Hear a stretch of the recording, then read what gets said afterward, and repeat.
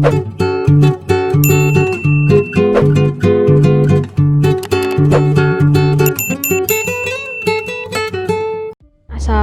warahmatullahi wabarakatuh. Hari ini kita akan belajar mengenai Kingdom Monera ya. Kita beralih ke bab baru.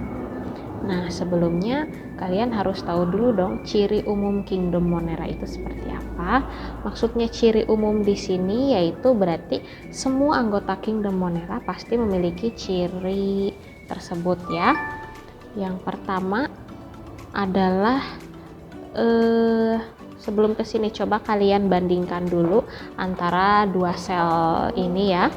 Nah, ada sel prokariot dan sel eukariot. Kalian bandingkan di sini, coba kalian lihat perbedaannya yang mana.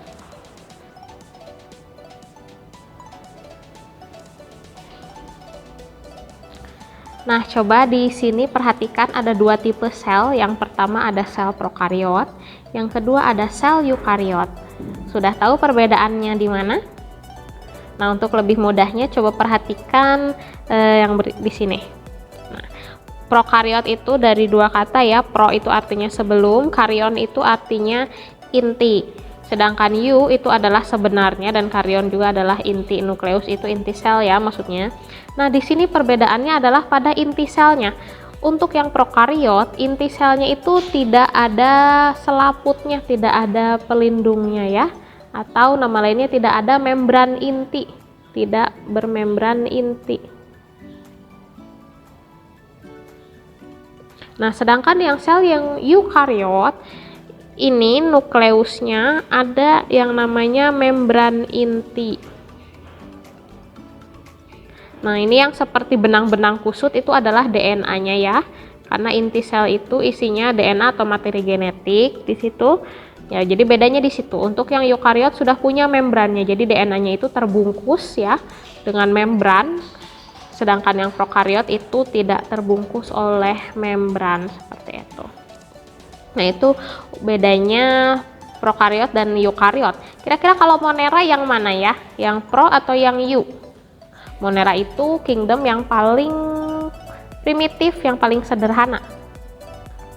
Iya, kalau untuk Monera adalah yang prokariot. Jadi semua anggota kingdom Monera itu selnya masih prokariot alias belum memiliki membran inti. Jangan sampai tertukar dengan membran sel. Kalau membran sel ini yang letaknya paling luar. Semua sel pasti punya membran sel, tapi tidak semua sel punya membran inti. Hanya eukariot saja yang punya membran inti. Seperti itu. Itu ciri umum dari kingdom Monera. Semuanya prokariot. Oke ya.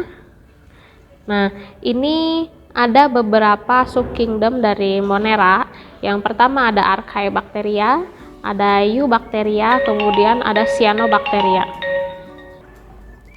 Nah, sekarang kita akan lebih tahu dulu tentang yang Archaebacteria ya. Archaebacteria. Nah, itu terdiri dari dua kata. Archae itu artinya purba ya. Jadi ini bakteri yang paling primitif di antara bakteri-bakteri yang lain. Kenapa disebut purba? Karena dia itu bisa hidup di lingkungan yang ekstrim.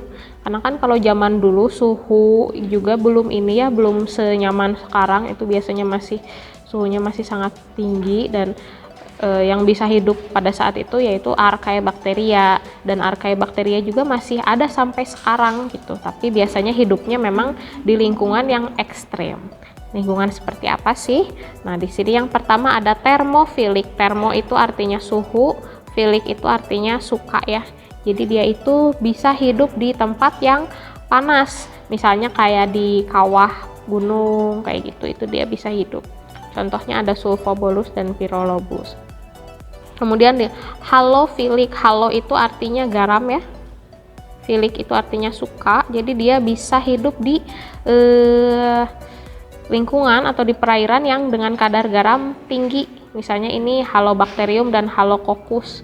Dari namanya juga kelihatan ya, yang ada halo-halonya itu berarti dia suka atau dia mampu hidup di lingkungan yang dengan kadar garam tinggi gitu.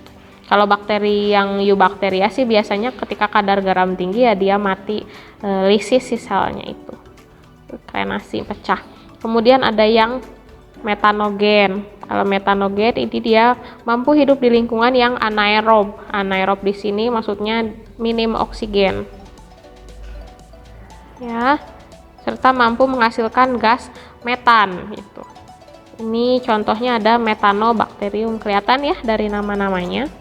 Nah, itu beberapa contoh dari Archaeobacteria. Ada yang bisa hidup di suhu yang ekstrim, kemudian kadar garam tinggi, dan juga bisa menghasilkan gas metan yang minim oksigen gitu lingkungannya. Nah, itu untuk Archaeobacteria ya.